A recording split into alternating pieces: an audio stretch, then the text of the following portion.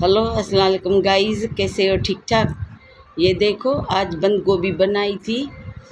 आज घर में सब्ज़ी कम थी इसलिए बंद गोभी पड़ी थी, वो बनाई है मैंने।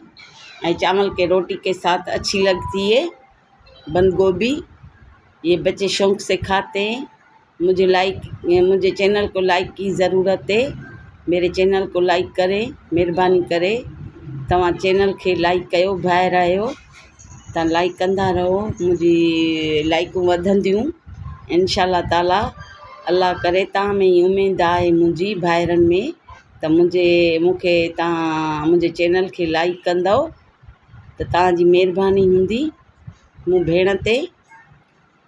असां सिंध जा आहियूं ऐं शहर कोन थी ॿुधायां, शहर जा ई आहियूं, पंहिंजे जा सिंध जा ई आहियूं।